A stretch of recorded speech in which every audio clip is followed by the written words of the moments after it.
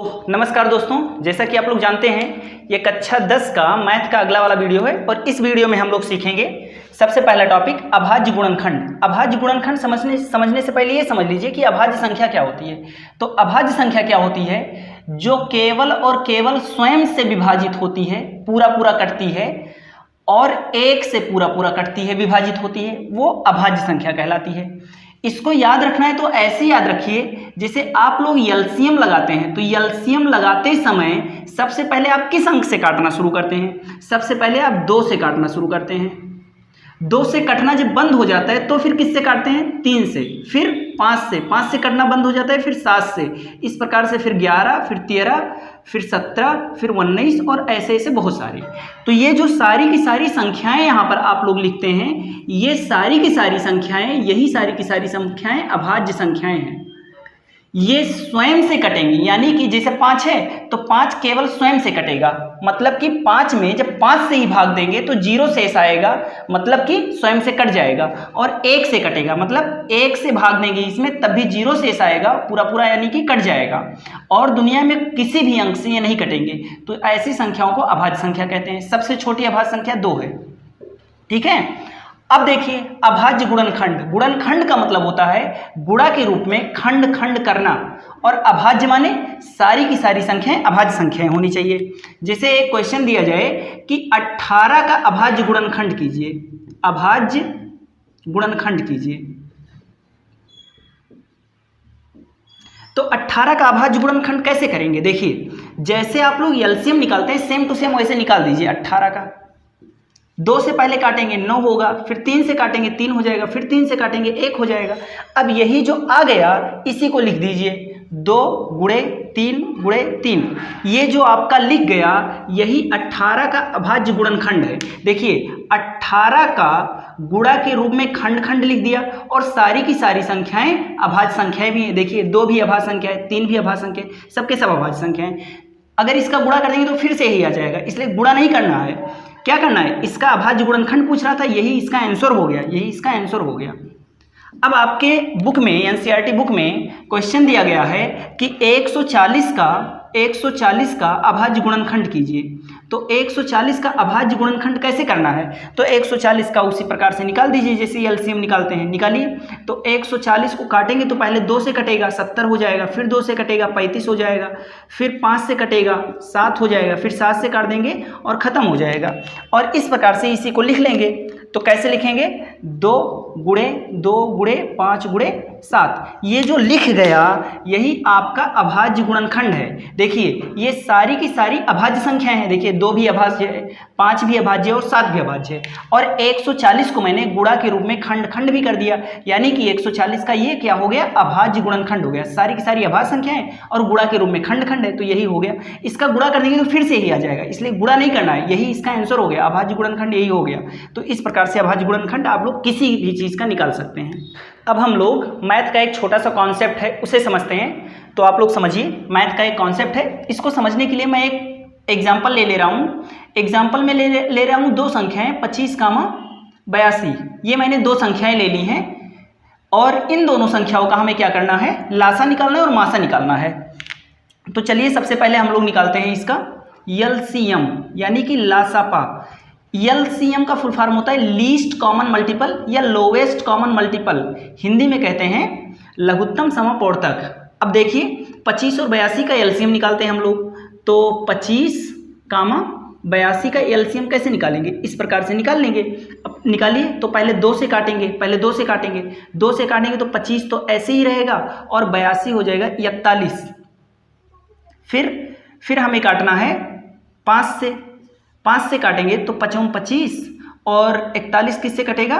41 कटेगा ही नहीं। फिर 5 से काट देंगे, फिर 1 हो गया और 41 हो गया। फिर 41 से काट दीजिए तो 1 हो गया, 41 कट गया, 1 हो गया। अब इसका गुणा कर लीजिए। तो गुणा कैसे करेंगे?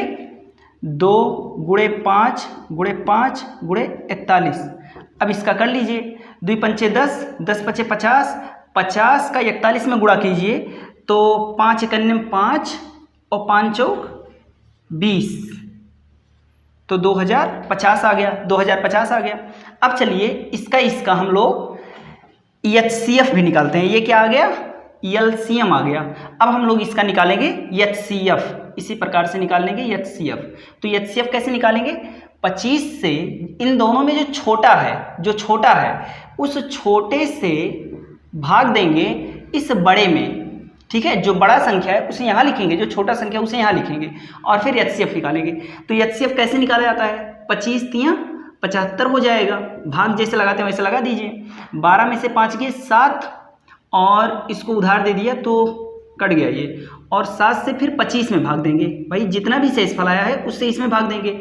तो 7 त्रिक 21 कट गया, 4 भागा 7, तो 4 एकम 4, 3 भागा, फिर इस 4 को यहाँ लिख दीजिए और 3 एकम 3, 1 भागा और यहाँ पर 3 जो है उसे लिख दीजिए। तो यह 3, यानी कि जिससे लास्ट में कटा यही क्या हो जाएगा, आपका HCF हो जाएगा। तो HCF कितना आ गया, HCF आ गया 1। अब वो कॉन्सेप्ट क्या है, अगर किसी भी दो संख्या को लेकर उसका LCM निकालें और उन्हीं दोनों संख्याओं का HCF भी निकालें, तो होता क्या है, अगर हम इसको मान ले प्रथम संख्या और इसको मान ले द्वितीय संख्या,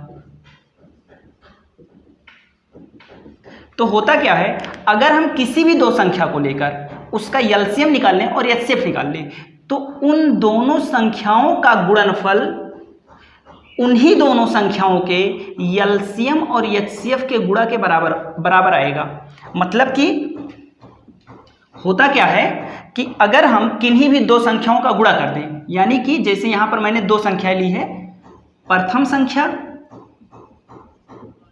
गुणे द्वितीय संख्या,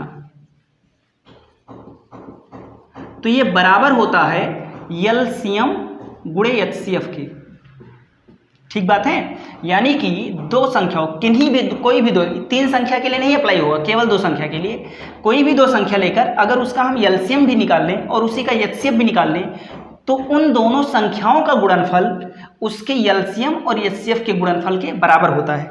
अब इसमें भी करके आप लोग देख सकते हैं। देखिए, जैसे प्रथम संख्या क्या है, प्रथम संख्या है 25, बीच में गुणा है, गुणा लगा दीजिए। द्वितीय संख्या क्या लिया है मैंने, 82, बराबर की जगह बराबर लगाइए। LCM कितना आया है, LCM आया है 2050 गुणे HCF कितना आया है, 1 आया है। अब इसका गुणा करेंगे तब भी 2050 आएगा, और 2050 का 1 में गुणा करेंगे तब भी 2050 आएगा। मतलब कि दोनों संख्याओं का गुणा उसके LCM और HCF के गुणा के बराबर है। तो ये कॉन्सेप्ट समझ में आ गया आप लोगों को। ये एक NCERT का क्वेश्चन है, चलिए इसको देखते हैं।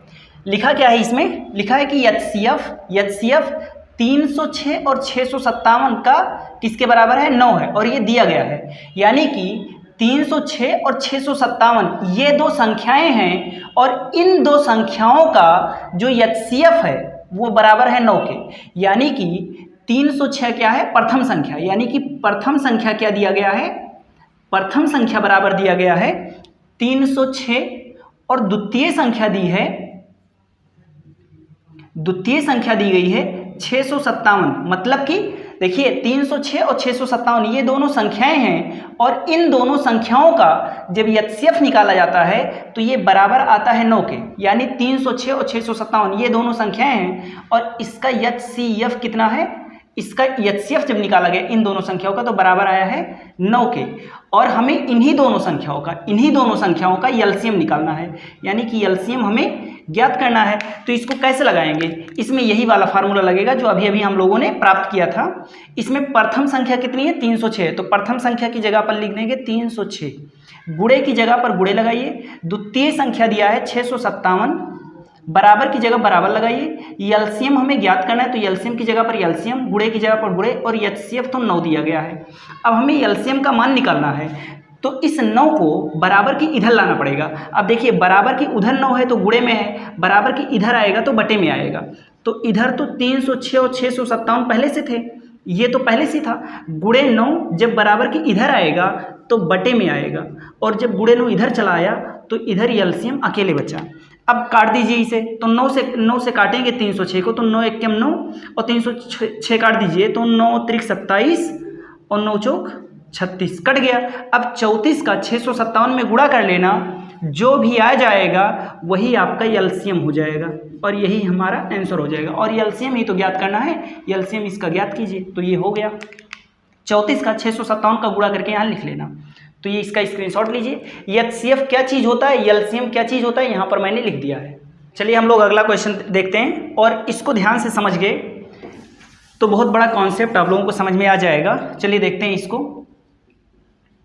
हमने आपको अभाज्य गुणनखंड करना सिखा रखा है। अभाज्य गुणनखंड कैसे करते हैं उसको सिखा रखा है। इस विधि से एलसीएम और एचसीएफ कैसे ज्ञात करते हैं वो देखिए। तो जब अभाज्य गुणनखंड विधि से एलसीएम एचसीएफ ज्ञात करना हो तो आप लोगों को पहला काम करना है, आप लोगों को पहला काम ये करना है कि जिन तीनों का या जिन सब का आपको एचसीएफ और एलसीएम ज्ञात करना है उन सबको ऐसे लाइन से लिख दीजिए।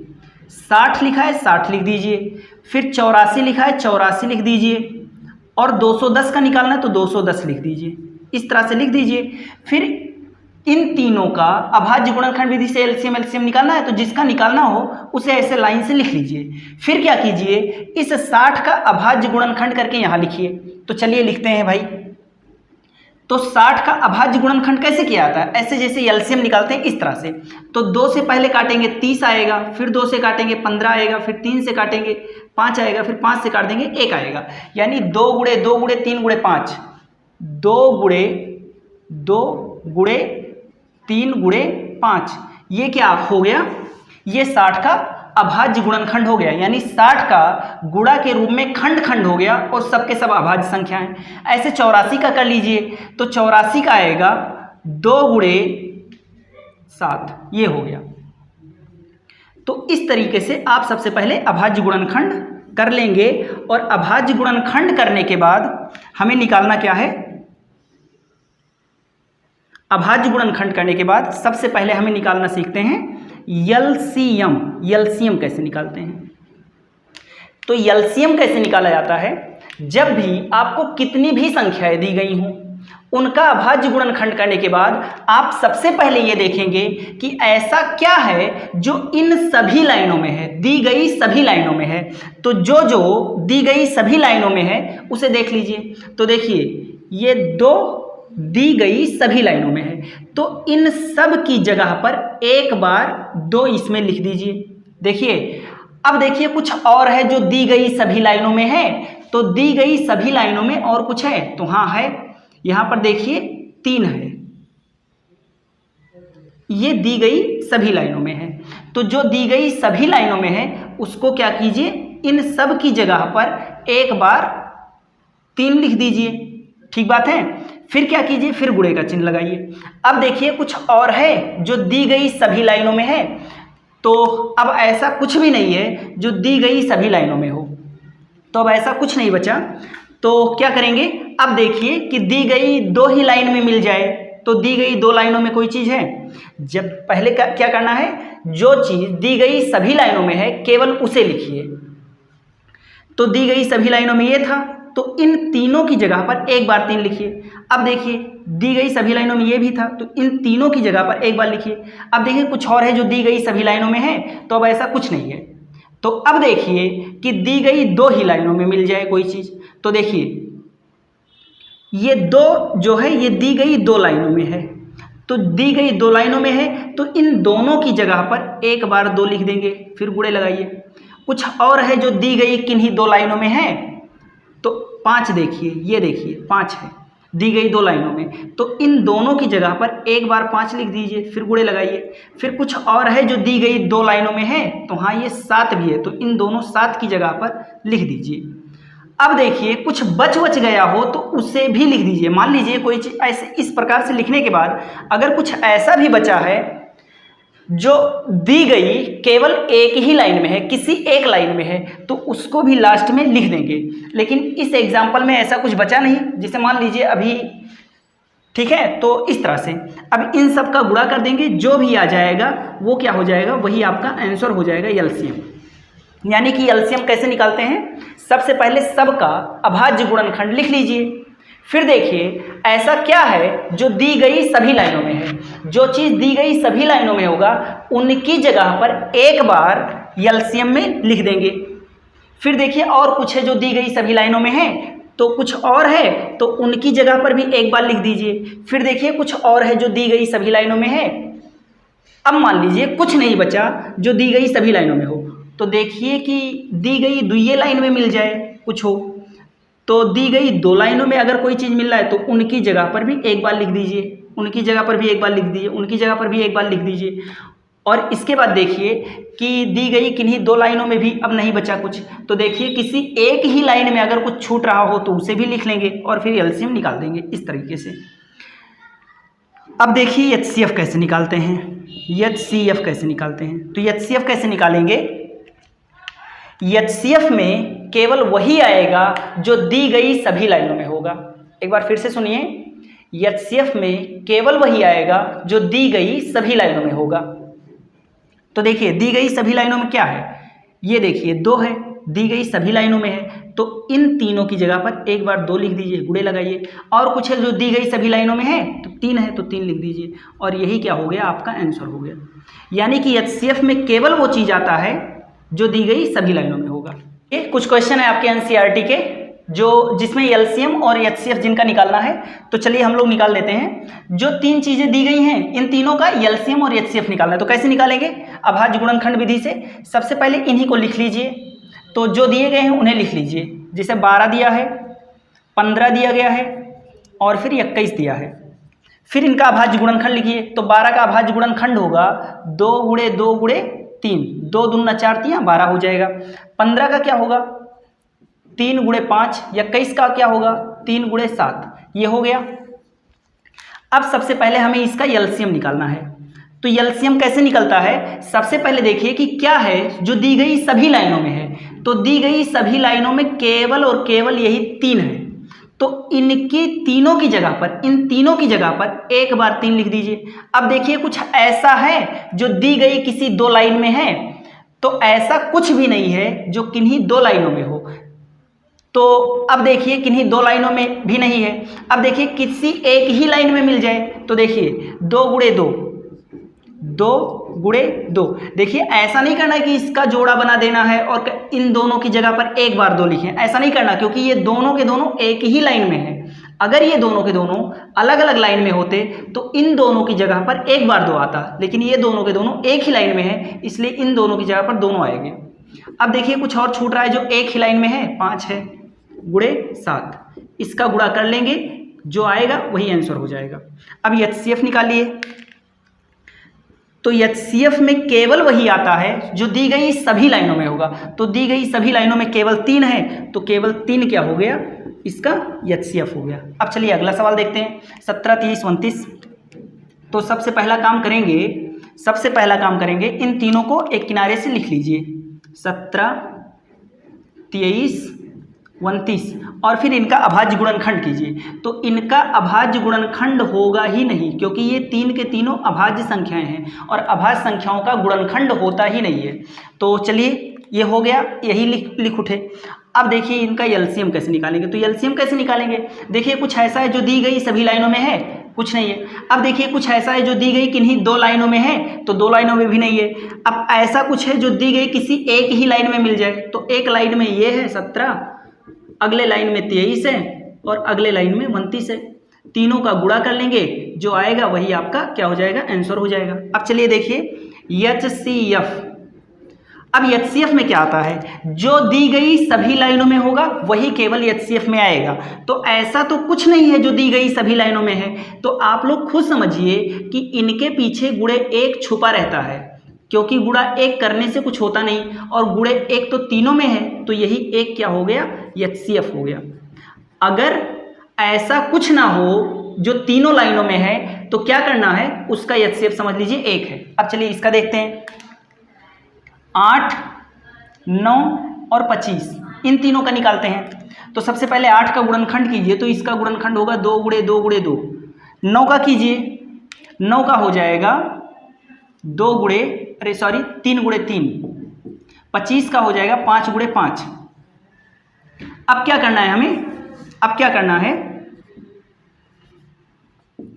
अब हमें सबसे पहले इसका एलसीएम निकालना है। तो एलसीएम निकालिए। देखिए ऐसा क्या है जो किसी 2 लाइन में है, तो ऐसा कुछ नहीं है जो तीन के तीनों लाइनों में हो, ऐसा कुछ नहीं है। अब देखिए किसी दो ही लाइन में हो तो कुछ नहीं है, दी गई तीन लाइन में हो तो तीन लाइन में भी कुछ भी नहीं है। तो क्या कीजिए, ऐसे उतार लीजिए पूरा पूरा और सबका गुणा कर दीजिए, हो जाएगा।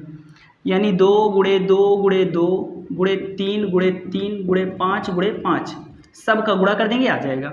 अब देखिए HCF तो कुछ ऐसा है जो दी गई सभी लाइनों में है, कुछ नहीं है, तो समझ लीजिए कि 1 क्या हो गया इसका आंसर। चलिए अगला क्वेश्चन देखते हैं। अगला क्वेश्चन समझने से पहले हम लोग ये समझते हैं कि अभाज्य संख्या क्या होता है और भाज्य संख्या क्या होता है। तो अभाज्य संख्या किसे कहते हैं? जो केवल एक से कटता है और स्वयं से कटता है, वो क्या होता है? अभाज्य संख्या। अभाज्य संख्याओं को याद करने के लिए मैंने आप लोगों को बता रखा है कि जैसे एलसीएम निकालते हैं तो पहले 2 से काटते हैं, फिर 3 से नहीं करता तो 5 से नहीं करता तो 7 से नहीं करता तो 11 से। तो ये सारे के सारे क्या हैं? अभाज्य संख्याएं हैं। अब जैसे 5 मैंने कहा कि अभाज्य संख्या है, 5 क्या है? अभाज्य संख्या है। तो अभाज्य संख्या क्यों है? क्योंकि ये केवल और केवल एक से कटेगा और स्वयं से कटेगा। मतलब कि अगर इसमें 1 से भाग दे दें तो ये 0 शेष बचेगा। 1 × 5 = 5 कट गया, 0 शेष बचा। यानी कि 1 से 5 जो हुआ वो विभाजित हो गया। देख लीजिए कट गया, 0 शेष आया तो समझ लीजिए विभाजित हो गया। और अगर 5 में 5 से भाग दे दें, यानी स्वयं से, मतलब 5 हो तो 5 भाग दे दें, स्वयं से भाग दे दें, तो 5 × 1 = 5, देख लीजिए कट गया। अब देखिए जो 5 है ये अभाज्य संख्या क्यों है? क्योंकि 5 में जब 1 से भाग देते हैं तब 0 शेष बचता है, और जब 5 में 5 भाग देते हैं तब 0 शेष बचता है। इन दोनों के अलावा, यानी 1 और स्वयं के अलावा कोई ऐसी तीसरी संख्या दुनिया में नहीं है जो इसे काट पाए। तो ये क्या है? अभाज्य संख्या है। भाज्य क्या होता है? जो 1 से कटता है, स्वयं से कटता है और 1-2 लोगों से और कट जाता है, तो वो क्या होता है? भाज्य। फॉर एग्जाम्पल जैसे 6 है, ये भाज्य संख्या है। सबसे छोटी भाज्य संख्या कौन सी है? 4 है। 4 सबसे छोटी भाज्य संख्या है। अब जैसे 6 है, 6 भाज्य है। क्यों भाज्य है? क्योंकि ये 1 से भी कट जाएगा। देखिए 1 से 6 में भाग दीजिए, 1 × 6 = 6 कट गया, तो 1 से भी कट गया और 6 स्वयं से भी कटेगा, 6 से भी कटेगा, 6 × 6 कट गया, और 1 से भी कटा, स्वयं से भी कटा, और ये कम से कम 1 लोग से और कट जाएगा। जैसे 2 से भी ये कट जाएगा, 2 से अगर 6 में भाग देंगे तब भी तो 0 शेष बचेगा, 3 से भी कट जाएगा। तो ये 1 से भी कट रहा है, स्वयं से भी कट रहा है, और इसके अलावा कुछ संख्याओं से और कट रहा है, यानी कि ये भाज्य है। और जो केवल 1 और स्वयं से कटे वो अभाज्य है। अब देखिए एक बात और जान लीजिए, जैसे मान लीजिए किसी भी चीज़ का अभाज्य गुणनखंड करें, किसी भी चीज़ का अभाज्य गुणनखंड करें, जैसे 30 है तो 30 का अभाज्य गुणनखंड कर दें, तो 30 का अभाज्य गुणनखंड में क्या क्या होगा? देखिए 2 से काटेंगे 15 हो जाएगा, फिर 3 से काटेंगे 5 हो जाएगा, फिर 5 से काटेंगे खत्म हो जाएगा। तो 30 का अभाज्य गुणनखंड हुआ 2 × 3 × 5। तो 30 के गुणनखंड में ये 3 चीज़ें हैं, यानी 30 को जब गुणा के रूप में खंड खंड करते हैं तो ये 3 चीज़ें आती हैं। और किसी भी चीज़ के गुणनखंड में जितनी संख्याएं होती हैं इन सब संख्याओं से ये कट जाएगा। यानी कि 30 के गुणनखंड में 2 भी है, 3 भी है, 5 भी है, मतलब 2 से भी 30 पूरा पूरा कटेगा, 3 से भी 30 पूरा पूरा कटेगा, और 5 से भी 30 पूरा पूरा कटेगा। तो किसी भी चीज़ के गुणनखंड में जितनी संख्या होती है उन सब से वो संख्या कट जाया करती है। अब ये इतना कॉन्सेप्ट अगर समझ में आ गया तो ये सवाल आपको समझ में आएगा। क्वेश्चन क्या है कि व्याख्या कीजिए ये संख्या और ये संख्या भाज्य क्यों है। तो सबसे पहले इन दोनों संख्याओं को लिख लेते हैं। तो सबसे पहला काम करते हैं, पहला वाला देखते हैं। तो 7 × 11 × 13 + 13, यही तो है, यही तो है। अब इसको क्या करेंगे? देखिए आप लोग, ये इतना देखिए और इतना देखिए, इसके बीच में गुणा है, तो इसमें से आप 13 कॉमन ले सकते हैं, इसमें से आप 13 कॉमन ले सकते हैं। तो देखिए इस खंड में से अगर 13 निकल जाए तो क्या बचेगा? 7 × 11 बचेगा, और प्लस इस खंड में से 13 पूरा निकल गया तो क्या बचा? 1 बचा, क्योंकि कॉमन हुआ है। तो 13 से 13 भाग दीजिए, 1 आएगा। तो 13 की जगह पर 13 लिखिए, कोष्टक का मतलब गुणा हो गया, और 11 × 7 = 77 और 1 78 हो गया। यानी कि इसका मैंने थोड़ा सा सॉल्व करके देखा तो इसमें 13 × 78 लिखा है, मतलब कि ये जो संख्या है इसके गुणनखंड में 13 उपस्थित है, मतलब कि ये संख्या 13 से कटेगा, और जो 13 से कटेगा वो 1 से और स्वयं से तो कटेगा ही। तो यानी कि ये संख्या जो लिखी है, ये संख्या जो लिखी है, ये 1 से भी कटेगा, स्वयं से भी कटेगा, और साथ साथ में इसके गुणनखंड में देख लीजिए 13 भी उपस्थित है, मतलब कि 13 से भी कटेगा। और जब कोई संख्या 1 से भी कटे, स्वयं से कटे और किसी से और कट जाए, जैसे ये 13 से कट रहा है, तो वो भाज्य हो जाती है। तो यही लिख दीजिए कि दी गई संख्या 13 से विभाजित होगी, अतः यह भाज्य संख्या है, क्योंकि 1 से और स्वयं से तो कटेगा ही ये संख्या। अब देखिए इस अगले वाले को देख लीजिए। तो अगले वाले को देखते हैं, यहां पर देख लेते हैं क्या लिखा है। 7 × 6 × 5 × 4 × 3 × 2 × 1 प्लस 5। अब ये है, अब देखिए इसमें इस खंड को देखिए और इस खंड को देखिए, तो इस खंड में भी 5 उपस्थित है और ये तो 5 है ही, तो 5 इसमें से भी कॉमन ले सकते हैं। तो 5 इसमें से कॉमन निकल गया, तो इसमें से 5 निकल गया, तो क्या बचा 7 × 6 × 5 तो निकल गया है, 4 × 3 × 2 × 1 और प्लस 1। अब इतना और ये 5, इन दोनों के बीच में कोष्टक लगा है, यानी गुणा लगा है। तो इसका मतलब ये जो संख्या है इसका गुणनखंड में भी 5 है, अतः ये संख्या भी 5 से कटेगी। और 1 से स्वयं से तो कटती ही है हर संख्या, तो 5 से भी कट रही है, यानी कि ये भी क्या है, लिख दीजिए अतः यह 5 से विभाजित होगी, अतः यह 5 से विभाजित होगी, अतः यह भाज्य संख्या है, अतः यह भाज्य है। तो कीजिए कि क्या किसी प्राकृतिक संख्या, अब ये प्राकृतिक संख्या क्या होती है पहले ये समझ लीजिए। प्राकृतिक संख्या क्या होती है, अगर ये प्राकृतिक संख्या है, क्या है, प्राकृतिक संख्या है, तो प्राकृतिक संख्या क्या होती है, जैसे 1 2 3 4 ऐसे सीधी सीधी संख्याएं, ये प्राकृतिक संख्याएं कहलाती हैं। जैसे 3.5 है या 3.2 है, 3.5 है, 9.3 है, तो ये दशमलव वाले ये प्राकृतिक संख्या नहीं होता। प्राकृतिक संख्या मतलब जिसको हम वस्तुओं को गिनने में यूज करते हैं, यानी सीधी सीधी पूरी संख्याएं 1 2 3 4 5 6 ऐसे ये सारी की सारी क्या है, प्राकृतिक संख्याएं हैं।